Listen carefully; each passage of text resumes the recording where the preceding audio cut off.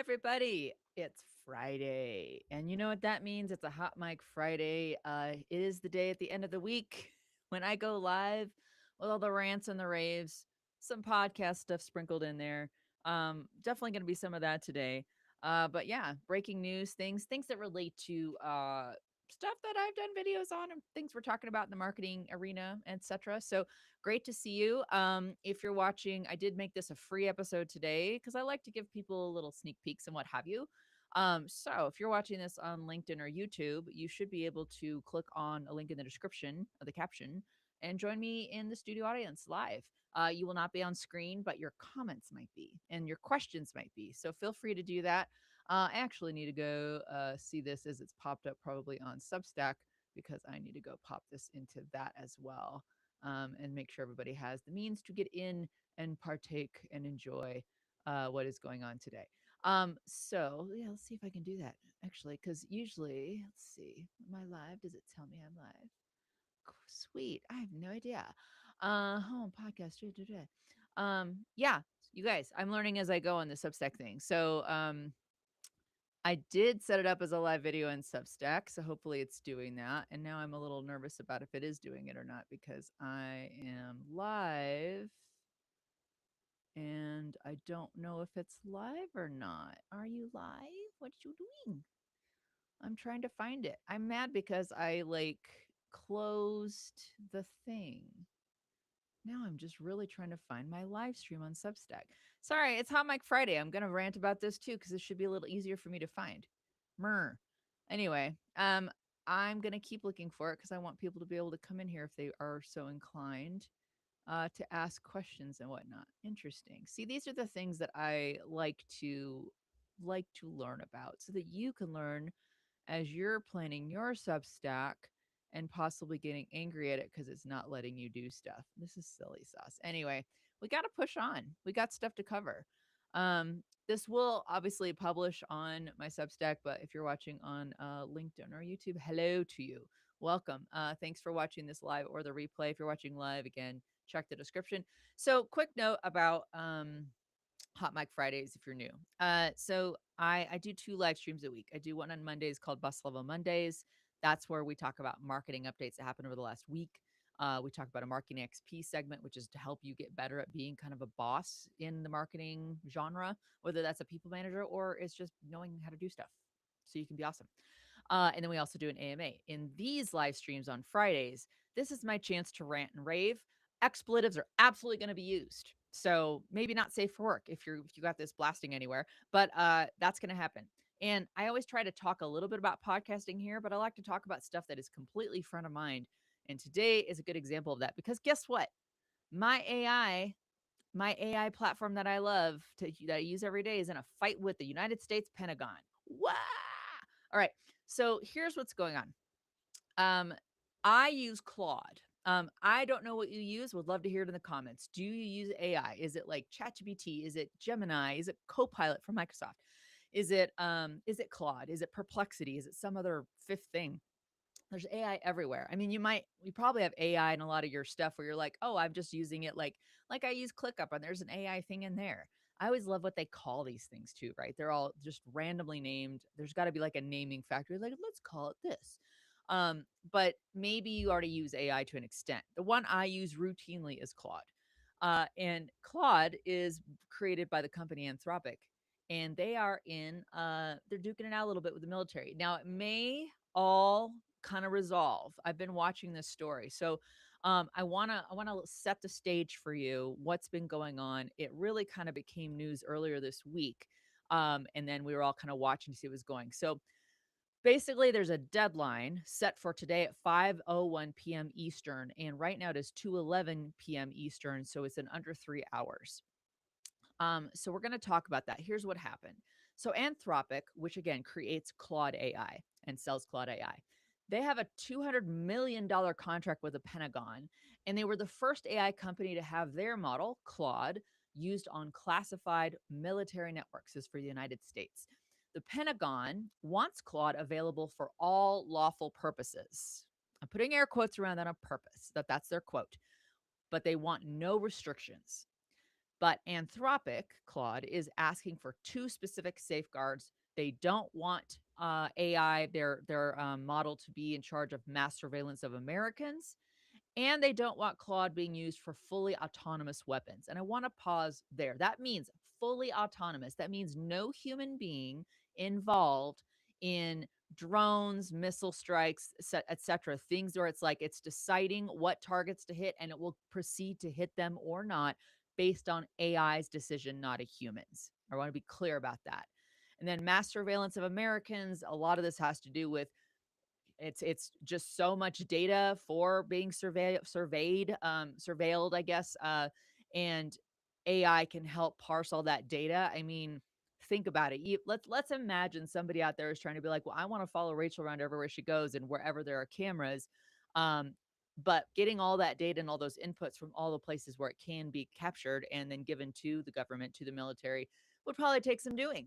Maybe more than one human could handle. And they want AI used for that. Anthropic said, we don't feel comfortable with that, so we're going to say no. Defense Secretary Pete Hegseth gave Anthropic CEO Dario Amodei until today, Friday at 5:01 p.m. to comply or face having their Anthropic contract canceled with the military, with the Pentagon, and I mean that'd be one thing because they'd lose the revenue, but they also are threatening to label Anthropic as a supply chain risk. This is a first. This has never been done to a United States-based company, which Anthropic is. This would be a first time. It is usually reserved for foreign adversaries. I think it's Huawei or whatever. I'm probably saying that. I'm fucking that up. They I think own ByteDance. Or no, I'm sorry. Let me look that up. Huawei. I'm just gonna look it up because I can't talk about it. Telecommunications. It is Huawei. Um, they were sanctioned and put on that supply chain risk, and they're not based in the United States, but this would be a first. It's unprecedented. The irony of all this, I mean, I use Claude today to help me kind of formulate my script for what I'm going through today and help me get it in a nice little format and stuff. But I also teach you all how to use AI for marketing, and I use Claude a lot. We're all using Marketers are using AI to write better email subject lines and optimize our content calendars. And meanwhile, there's a literal standoff happening about whether it should be used to make targeting decisions in warfare. I had somebody I posted on LinkedIn way early this morning because my cat woke me up. About everybody needs to be watching this whole thing with Anthropic versus the Pentagon because, and then the way I was like, maybe bone up on what this all means. There's two movies you should go watch. You should go watch Captain America: Winter Soldier, and then I'm going to take you back to the 80s. You need to go watch a movie called War Games, where wee little Matthew Broderick is a teenager, but it talks about when a computer program pretty much removes, and they allow this program to run the military, and it decides to start a nuclear war with Russia. Okay, and this is during Cold War. So watch those two movies. It's basically Joshua, which is Whopper in it's WOPR, but it's Joshua is the name of the program in War Games, and then it's the algorithm in Captain America: Winter Soldier. Not good. It's Hydra basically. So what Anthropic is asking for. So here's their side of it, okay? And let's be clear what we're talking about. And I'm sorry, I just saw people are chatting, so thank you. Omar, I see you. Watching from Pakistan. Hello. Oh my gosh, what time is it for you there, dude? It's got to be like evening, right? You use Chat GPT and Grok. All right. So see, everybody's kind of got different ones that you use. Grok's going to come up in this in a minute. All right. So Anthropic, here's their side of it. They say that the contract language that they received made virtually no progress on preventing Claude's use for mass surveillance of Americans or in fully autonomous weapons, and that new language, framed as compromise, was paired with legalese that would allow those safeguards to be disregarded at will. Okay. I'm going to include links to these news stories in the show notes after we're done going live. But that's what they're saying their contention with this is. They're not saying don't use this for defense. They agreed to allow the US government to use AI systems for missile and cyber defense purposes. What they're saying is we want it in writing that you won't use our AI to spy on Americans or let it make kill decisions autonomously. Now, call me nuts. That seems like a reasonable request. Again, I'm the age of I watched war games as a teenager and I've seen Captain America Winter Soldier. I mean, had I nothing else going on with my critical thinking, I'd be like, this seems problematic. Um, it's a low bar. The Pentagon's response was this. So, Pentagon's chief technology officer, Emil Michael, told CBS News that the military has made some very good concessions. And when asked why they won't specifically put in writing that Claude can't be used for mass surveillance or autonomous weapons, he said those uses are already barred by law and Pentagon policies. Okay, so basically like, well, it's already law, so they should just trust that. He also said at some level you have to trust your military to do the right thing. Now here's where we get into Hot Mike Friday. I'm gonna tell y'all what I really think. I know I don't trust the military, and it doesn't matter which administration. I want to point that out. Our military has done some squirrely shit, okay, over decades and centuries. Um, you do want to overall trust them, and I'm not trying to disparage any service members. I'm not. Okay. Be clear about this. I am putting into question, I'm like, humans are not infallible. Okay.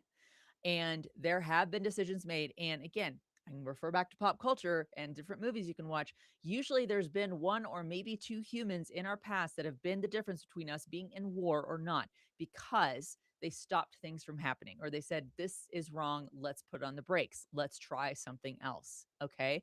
And let's not forget um, our government and United States has been called out by foreign countries and the UN because we're fucking bombing fisher boats over in the Gulf of Mexico and in the Caribbean because we're just like without checking first, be like, oh, they must be holding drugs. Let's go ahead and bomb them first. We're actually getting sued by families of fishermen who are like, you killed my husband, you killed my dad. Okay, so miss me with the whole just trust us to do the right thing. I don't think so. And yes, especially when Pete Hegseth is the Secretary of War. It's actually Secretary of Defense still legally. Okay, he can call himself whatever he wants. All right, here's where it gets spicier. Uh, Emma Michael posted on X calling Dario Amodi. Okay, here's where we okay, let's go to court of public opinion and start hashing this out on X or Twitter or whatever the fuck. Emma Michael calls Dario Modi, the CEO of Anthropic, a liar with a God complex. Projection much, saying he wants nothing more than to try to personally control the US military and is okay putting our nation's safety at risk. Oh, precious. Well, it sounds like he's trying, if he is doing that, he's doing it in the name of not putting American lives and privacy at risk. So, what's the other side of your argument, buddy? So, we've gone from contract negotiations to Pentagon officials calling the CEO of an AI company a liar on social media, which again, that precedent has been set by our current president. That's where they decide to conduct their business, y'all. This is the age we live in. Roll my eyes. All right, no, I'm not going to trust the military to do the right thing. I do respect it, but also that's not how contracts work. Okay, we're talking about legalese. We're talking about and if they want to be all like, oh well, look, there's already a law in the books. They should just be satisfied with that. I'm like, well, again, let's look back at like how our government is run. We have laws on the books. If they're enforced or not is a question. We have laws right now. We have a constitution, which again, many cabinet secretaries and agencies that they run and departments here in the United States are like, oh well, let's ignore that for right now. And then the judges in our judicial system have to come back and be like, well, that was wrong, and now you're in trouble. So we're very much in a ask forgiveness later mode at the moment. Thank you, Omar. I appreciate that. And I can get hate. I'm probably gonna people are gonna see this and be like, no, you're wrong and whatever. Everyone's entitled to their opinion. I'm obviously entitled to mine. And I'm the one with the microphone. Rachel has the mic right now. So ta-da, hot mic Friday. I told y'all. I told y'all.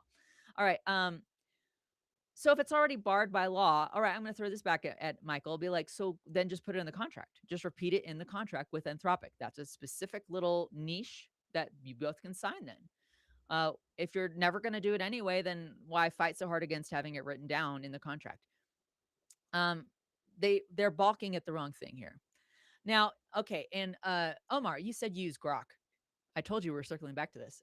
Here's where we get a little bit more interesting. Elon Musk's XAI reached a deal with the Pentagon on Monday to use its Grok chatbot system on classified networks. Excuse me, agreeing to allow its systems to be used for the same thing, any lawful use. And XAI said, amen, let's go. No caving, no pause, no, let's think about this. No, let's look at the contract, nothing. So you got XAI over here saying, yes, Pentagon, whatever you want. Anthropic's like, well, we need two specific guardrails. Otherwise, and if we get those, we'll move forward. And Pentagon is like, how dare you, Anthropic? What's interesting, if you have been on X today, Sam Altman, head of OpenAI, which sells ChatGPT, came out in support and tweeted support of Anthropic CEO, the one asking for the guardrails, saying he's got a point, y'all. This is silly. We need to maybe not be, this is the wrong fight to be having. Now, I want to come back to the supply chain risk thing. If Anthropic is labeled as such, that means that any company that works with the US military would have to prove they don't touch anything related to Anthropic in their work with the Pentagon. So that's a big, they could lose, they stand to lose a lot of money. So this was not only a bold statement from a moral or ethical standpoint, but also from a fiscal one. Anthropic's basically saying, okay, we realize there's a lot at stake and here on the table, including money and our success as a company, but this is where we want to stand. Um, Anthropic was recently valued at around $380 billion. Now, if they lose a $200 million contract, that's not existential, but that supply chain designation could go a lot farther than $200 million and losing that. I also wanted to point out something here too. You should go check out as well as you, if you're looking into this issue. The employees at these AI companies are also they're really voicing their opinion about we need to be the safeguards here, and yes, there need to be guardrails, and they're basically all signing open letters to their leadership to be like, please take this stand. Whether it's Anthropic saying, yes, we agree with our CEO taking this stand, or it's OpenAI saying, we want you to take this stand. This enters a new level. And y'all, we've we've seen how these movies go. I mean, this it's literally it's real life imitating fiction at this point. And you're like, okay, we've seen The Matrix, right? I mean, let's point to just fill in the blank of a movie when AI does take over and becomes fully autonomous, and you got it in charge of the weapons. I mean, good God, y'all. Age of Ultron. I'm an MCU girl. Age of Ultron has Jarvis, which is an AI. And he's actually in there trying to prevent Ultron from getting access to nuclear codes because Ultron's like, I could end all this shit right now. So, I support Dario Amodei, the CEO of Anthropic. I'm glad he made that stance. Somebody needed to. That's what we need. And really, I don't know how this will end up because obviously, um, Grok's XAI is an option, and Elon Musk has shown no qualms about like, no, just do whatever the hell you want. We don't care. It's great. Meanwhile, he's being investigated by the EU for all the nasty. There were like where he made it so people could alter people's images, and so people were using that to create child pornography with Grok. Awesome. I said that with sarcasm, so don't try to like clip me saying, "Oh my God, she said it was awesome." Um, Anthropic has really been vocal about building AI responsibly as, and maybe that bar is like, could be more, could be better responsible, but they're trying. Okay, they're thinking through implications. They're not just trying to move fast and break things when those things could be, oh, I don't know, drones targeting people mistakenly, and encroaching upon their constitutional right to privacy, etc. They're not perfect. I want to be clear on that. Anthropic also has partnership with Palantir, and I have huge issues with that. You talk about surveillance and data and in privacy, and Palantir is going all in.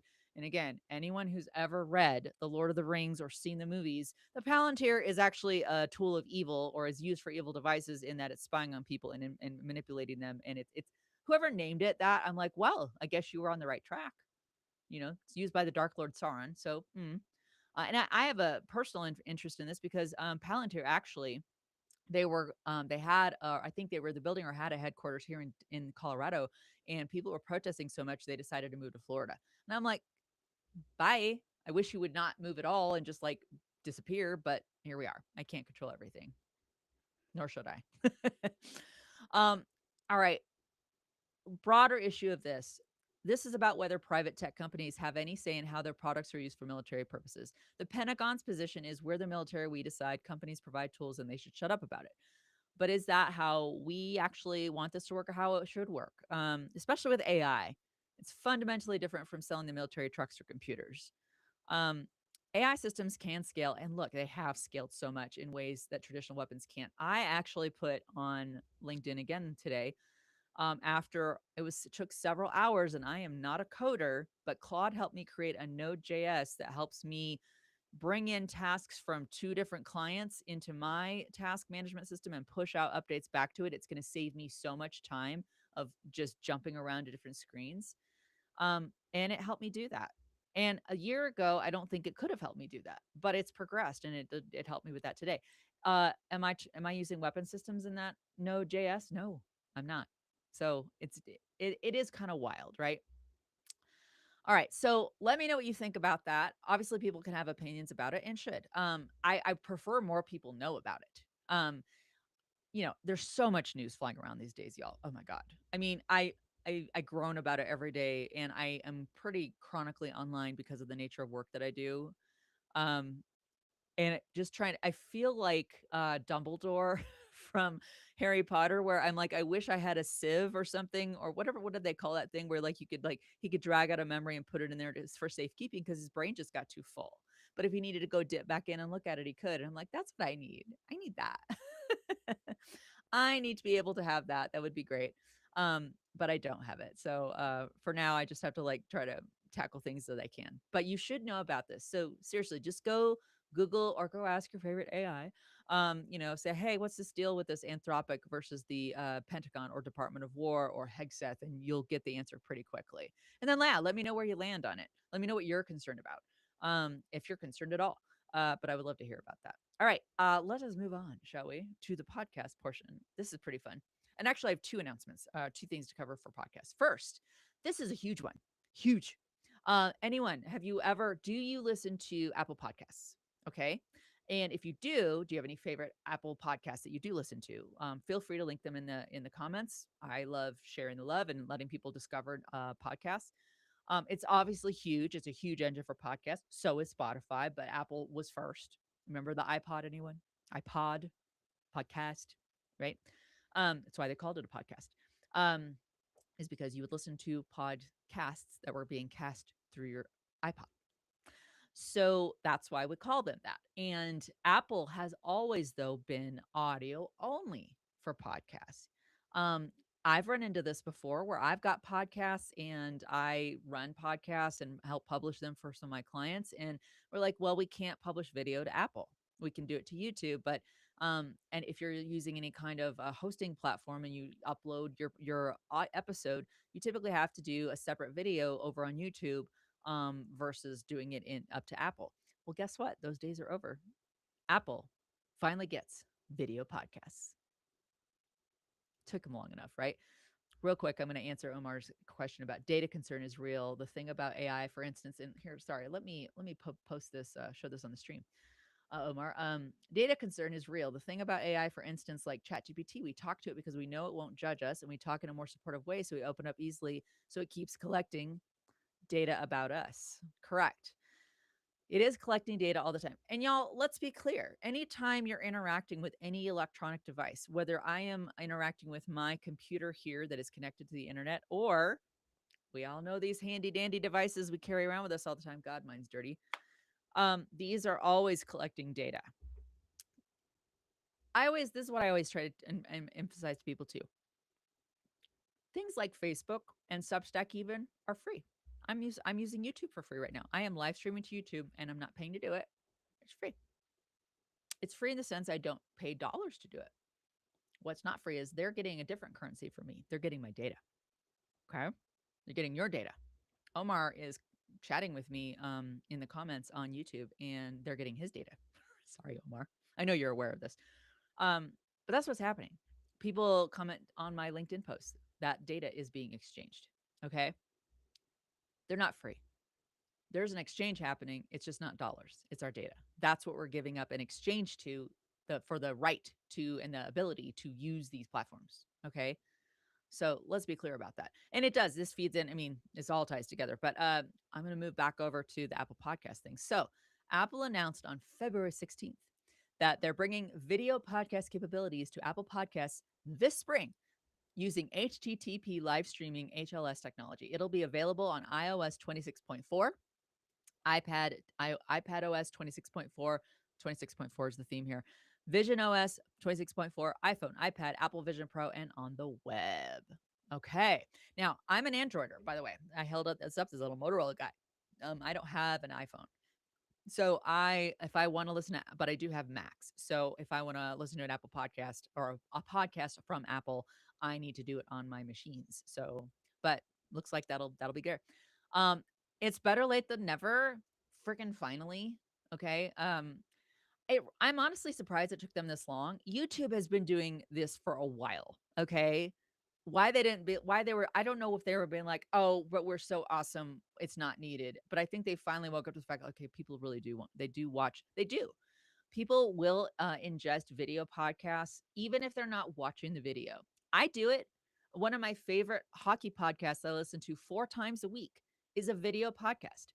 I don't even hardly watch it. It is on my little screen, and if I see that they're sharing something, I'll go look at it. And they also have the audio version, and they'll say for our audio only audience, they'll say something like what describe what they're showing on the screen. But it's the big thing. Spotify's had video for years. YouTube is the platform for video podcasts, as we're just demonstrating today. Apple's over here like, well, we invented this revolutionary new thing called video and podcasts. It's like, okay, you did not invent it. You're just now finally jumping on the back bandwagon. But there is something different here. Unlike Spotify or YouTube, podcast hosts will continue to host the video files using HLS to deliver video in good quality, and creators maintain complete control of their content and monetization. Now, that's pretty interesting because, as I said, there's an exchange happening. Remember, I said this all ties together. You may not pay to play on some of these platforms. You can go create a podcast right now. Go get on Spotify podcasters for it's a free platform that you can then upload that podcast to Spotify and Apple and YouTube all from there. It's a free platform, free, no dollars, but you are giving them control over it. Okay, there's that exchange again, that data exchange that is a currency. Um, so here's the significant part for Apple Video podcasts. You're not uploading to Apple's servers. Your hosting provider handles it. The launch partners are Acast, Art19 or Amazon, Triton's Omni Studio, and SiriusXM, including SiriusXM Media, AdsWiz, and Simplecast. So if you're not using one of those platforms, you are going to wait. So it's not on like Buzzsprout or Libsyn or Spotify free for podcasters or anything like that yet. For the first time, though, creators can dynamically insert video ads, including host read spots, unlocking access to the broader video advertising market. It's big. That is a big deal, and probably a big reason they finally kowtowed to this. Be like, okay, let's do this. Um, it's new and it's potentially lucrative. But the catch is Apple Podcasts will charge a per impression fee for each dynamic ad shown. Of course, there's a catch. So they are taking a cut. They're going to monetize your ad impressions. Now they're late to this game. They're just late. That is just a fact. But they're coming in with a business model that lets them take a piece of video advertising pie without having to host the content themselves or deal with the storage costs. It's kind of genius. For them to roll in. Of course, people are going to do it. It'd be like, I mean, it's like when someone says, "Oh, new iPhone's out," and if you're an iPhone user, you're gonna be like, "Oh, I want the new one." It's like that. You're not gonna say no unless you're just married to your phone. And I have done that before. I had a Samsung S23 for the longest time because I just really like that phone. Kind of miss it these days nowadays. Samsung and Motorola are not the same, not in my opinion. All right, so what does this mean for you as a podcaster? If you're already doing video podcasts on YouTube or Spotify, does this change anything for you? Maybe. It depends on your hosting provider. Remember, we said they're only working with 4 right now. And whether Apple becomes a meaningful distribution channel for video podcast discovery. Remember, they're great for audio podcasts. We're not sure about video yet. Will people actually watch podcasts in the Apple Podcasts app? I bet they will. I mean, it's open anyway.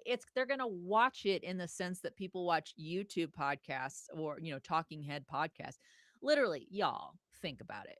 You could not be watching this video right now. I'm not sharing anything on my screen. It is literally just me and my face and my fake eyelashes. They're magnet ones, by the way. I was trying out some new ones. With my little subscribe thing in the back. Nothing is changing with this. You may be listening to this right now and like, I'm not looking at the screen. So watching, quote unquote, in the sense that you might be listening more than watching this video right now. Whatever. I mean, as long as it's open on someone's screen. I think that's going to be the same. I don't know that it'll draw more people, but probably. And I think it saves time on the part of the podcaster to say, well, now I don't have to upload separate files. This is great. Um, or will people continue to go to YouTube? Like, this is going to be kind of like, are people finding more utility and more use out of YouTube versus Apple as far as video goes? It's a good question. I personally, and again, I don't have an iPhone, so this is going to skew my information a little bit. I'm a YouTuber. I mean, I live on YouTube. I have YouTube going pretty much all day. I will queue up a few hours worth of podcasts or informative videos or whatever that I just have going. Am I watching all of them? No, I'm not. I'll glance at them. I will have my phone set up where I can like see it and I can glance at it, but I may be glancing at it maybe 2% of the time. Okay. And that's me. That's completely anecdotal data. So that's just me. I would love to hear about you. How do you ingest podcasts? What's your favorite platform? Do you tend to ingest video podcasts versus an audio version? I know Spotify has video ones, and I'll tell you that too. There's been a couple of video podcasts that have been on Spotify. I know videos playing. I don't look at it. So YouTube's my platform of choice, but we'll see. YouTube also has a decade head start on this. So it's gonna take Apple some doing. Um, What's interesting too about this is it's happening right as podcasting is going through a bit of an identity crisis about what it is even more. I mean, this is a live stream. Is this a podcast? Someone could call it that, or it could just say this is a live show. Like, what do you call it? And I've run into people too, like we struggle with what to call these things. Are podcasts audio shows that sometimes have video? Are they video that sometimes also have audio feeds? Are they just shows? Medium doesn't matter. Apple waiting until 2026 to add video means they've watched everyone else figure this out thus far. So there's some maybe advantage to that. Plus, it's Apple. So, they're probably really relying on their notoriety of their brand. Okay. Um, so anyway, I think the big thing, this will be a time saver for podcast producers. People who have a podcast and know you have to upload those files, guess what? Now, although it won't actually impact everyone that great yet because you'd have to be using one of those four platforms. Let me call those ones out again. Acast, Art19 or ART19, which is Amazon, Triton's Omni Studio, and SiriusXM. If you're not using one of those hosting platforms, this is not going to be available to you yet. Okay. So it might not affect you. You might be stuck where you are right now. All right, let me get to the final thing, and do feel free to leave questions in the comments. I would happy to answer those because yeah, a lot of people podcast out there are thinking of it. And will this move someone? I mean, I can ask people on my LinkedIn too. My tagline is like, I'm getting your podcast out there finally. So it's not just sitting there like, oh, it's just an idea we want to do. Great, let's finally get that podcast going. Will this be a catalyst for people like, okay, now we're ready to do this? My guess is no. I don't think it is, but I could be wrong. Sometimes people just really love Apple and they'll be like, yes, now is the time. All right. So I did a YouTube short, I believe last week, that was saying, hey, I today applied for a trademark. And you're applying for it. You don't know if you're going to get it. I got it. Oh my God, I'm so excited. Okay. So I have officially trademarked the phrase resting broadcast face. Now I want to talk to you about why I think I wanted to trademark it first of all. All right, obviously this is derivative of resting bitch face. Let's just get that out in the open air right now. Now, what is resting bitch face? I actually have resting bitch face sometimes and I try not to. Resting bitch face is when someone, okay, if you're just kind of sitting there and your mind is blank or you're just thinking about something else, you are not really controlling your expression more than normal. If you have resting bitch face, your face looks like you're in a bitchy mood. Okay, that's what that is. And bitchy meaning you're annoyed, you're angry, you're frustrated. If someone tries to talk to you, you're probably going to react negatively, or that like, wow, you look like a bitch. Um, but so resting broadcast face is absolutely derivative of that. And I'm going to make a whole series about it. Really, though, this gets into how to be a better podcaster. Okay. All right. I run into this all the time. And this is for hosts of podcasts as well as guests. So if you're ever thinking about being a guest on a video podcast, okay, we just talked about video. Pretty much everyone's doing video podcasts nowadays. I did run into somebody at a Chamber of Commerce event earlier this week who was like, "Oh, you do, well, at least, because we mentioned my blue hair." He's like, "Well, nobody can see that." I'm like, "Well, the podcasts I host are video, so yes, they can." And he's like, "Oh, I just assumed you did audio podcasts." And I wanted to be like, "Where have you been?" But if you're not working in the industry, you don't know. Uh, Omar, I see you asking. I used to listen to podcasts. The thing about it, it's different. You can close your eyes and listen to it. It's a different experience than watching someone on screen. That's what beautiful. It's what's beautiful about podcasts, right, Omar? Is this is passive content consumption. I fell asleep last night listening to a hockey podcast. And then this morning I'm like, oh, gotta rewind a little bit. Actually, was it hockey? Yeah. And then this morning I was like, I was catching up with one of my morning kind of comedy slash news podcasts, and I missed part of it, so I was able to rewind it. But again, it's all that's an audio one only. They do a couple of video ones per year. Resting broadcast face though, y'all. So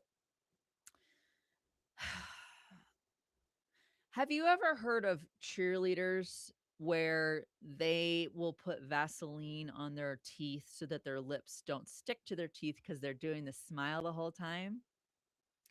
They probably understand resting broadcast face or the concept of it more than most people. Other people that would understand it are news anchors. Anyone who is on camera for hours at a time or many, many segments at a time, lengths of time, where you know that you need to control your face to the sense where I look pleasant, I look open, I look engaged. What I don't look unless I choose to look at is angry, right? I am employing uh an engaged face with you this whole time, which makes sense. I'm talking to you. If you were sitting right here across from me, this is how I would be talking to you. I talk very much on mic and on camera the way I talk in real life, a whole lot. But what can happen, and this is where so let's say I was sitting across from somebody, and I had a guest, and I do this all the time on my podcast that I host and produce for clients. I'll ask a question. I'll lay it up for them. We have a good discussion. I say, okay, here's the question. Now I give them the question. Now they are going to speak for a few minutes at least answering that question. This is where resting broadcast face wants to have its moment. It wants to be like I'm trying to have resting broadcast face right now, just kind of like this. Okay, if it was this, it could be this. I'm just going to look at myself now really quick. I look bored, don't I? Mhm. I've even seen some people where they're, and maybe this is an age thing, and I hope not, man. I will inject Botox if it helps me not do this. I've not really been a big fan of Botox, like, or not yet. I say that not yet. I'm 51. Give me time. But if my face ever started doing this thing or where I'm just naturally sitting here, just doing this, I've seen people do that. That's resting broadcast face because it looks like you're annoyed, you're bored, you wish you could be anywhere else, you're unhappy. And so many people do this on podcasts. And I think they forget there it's a component of broadcasting. And I know I just said a shit ton about people not really looking at the video, but in case they do, don't you not want to look like you're bored or wish you could be somewhere else? And particularly if it's for nobody else, it's for the guest. Y'all, I get a ton of people who guest on my podcast, and this is our first time, and they're nervous. And they're like, I don't know if you're going to think I'm interesting or if what I have to say is any difference or if it's going to mean anything to anybody. I am here on that other side because I want them to have the best experience. And I know if they have a good experience, that their knowledge and the person listening is going to be more engaged because that person sounds more confident. They sound like, yeah, what I say matters. And the reason they think that is they're seeing me across the camera looking interested at them.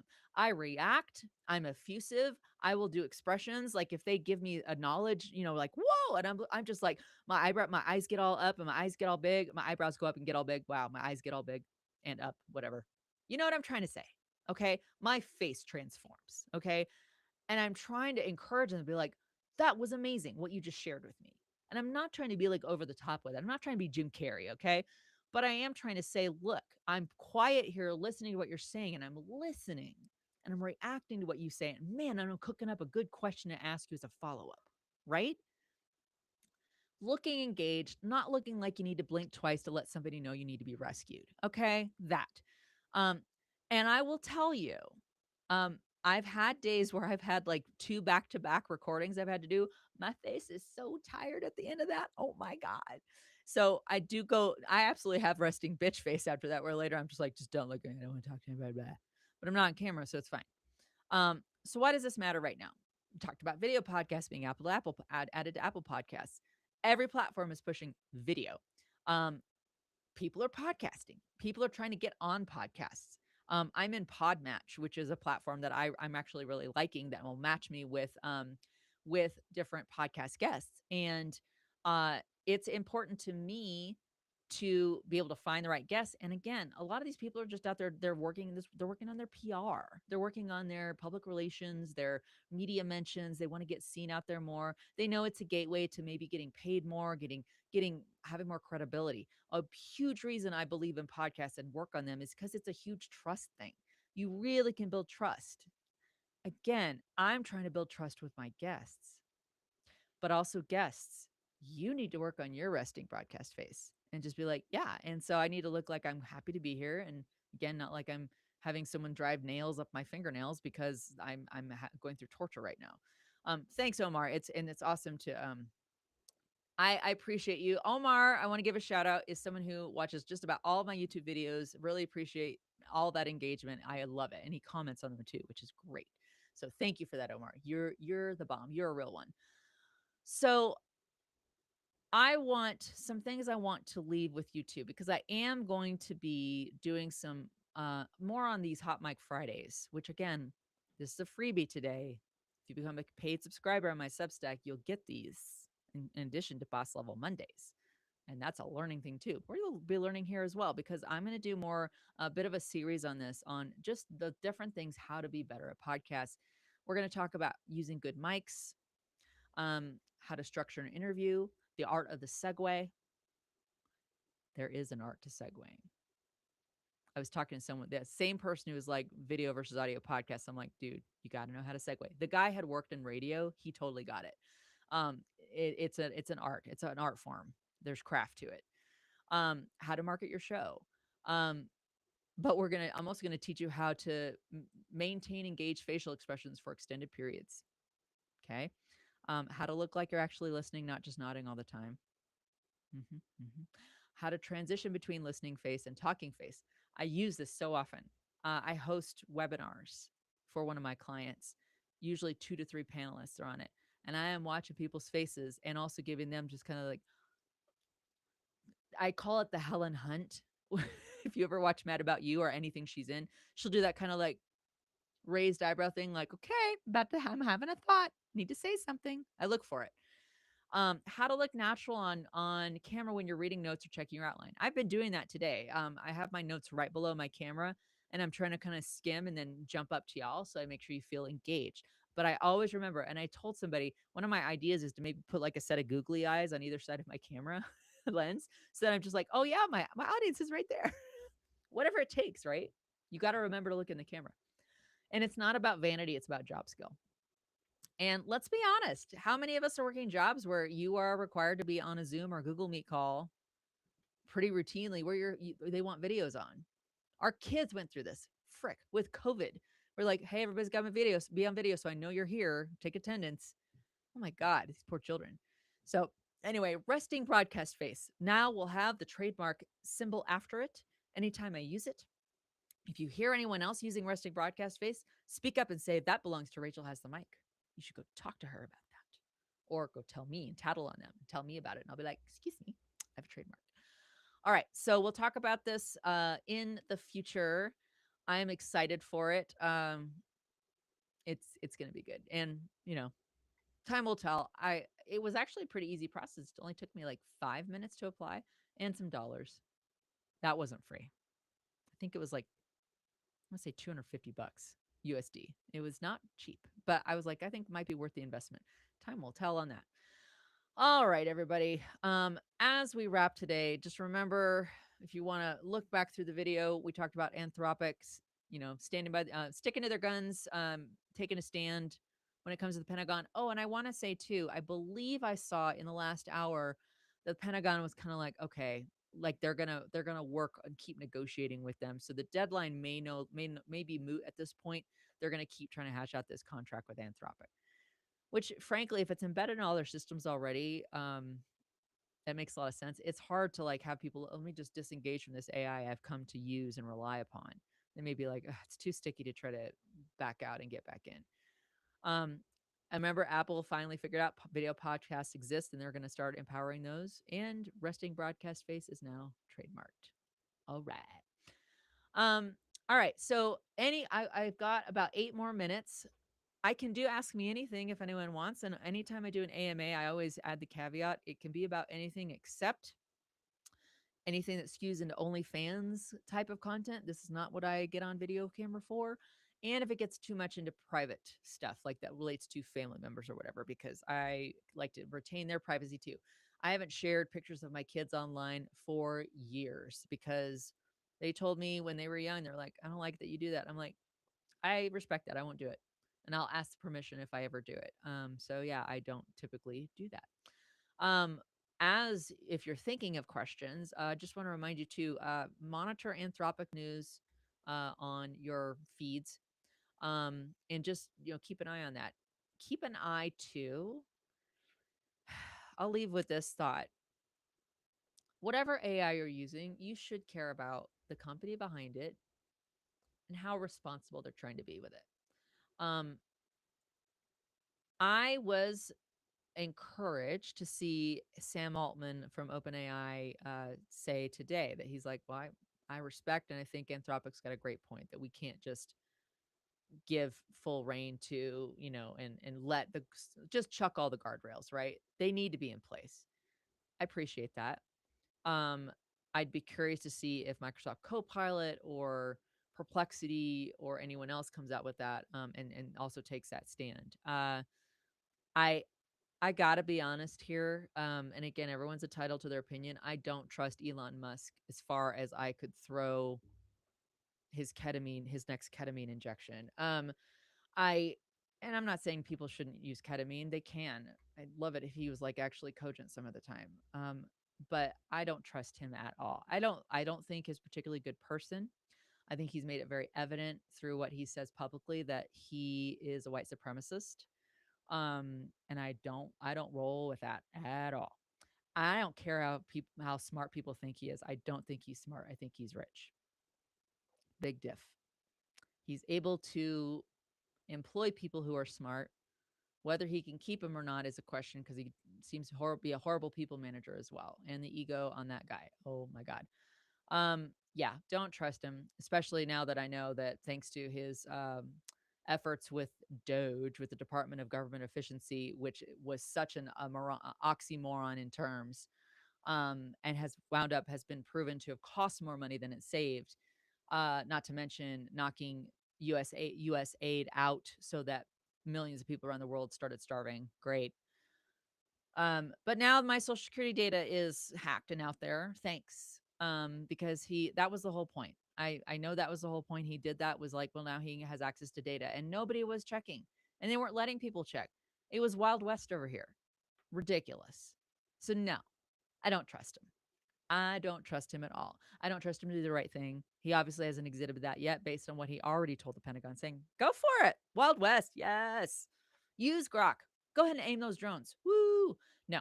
So I'm glad that Anthropic CEO was like, I will go to choose a different path. So, but again, maybe we'll find things out about these people next week that are going to zap my brain. Can I discuss some other topics like Gen Z? Let me show this on screen because I told you all I would. Can you discuss some other topics like Gen Z or some other topics as well? I know it's not your niche. Is it possible? Sure. Let's see. From a Gen Z perspective, obviously I'm not Gen Z. I'm Gen X. So I'd have to be kind of an outsider looking at Gen Z. I've heard a lot about Gen Z as far as from like when I go to marketing sessions and stuff about how as a marketer I can appeal more to Gen Z. So that'll kind of be where my expertise is.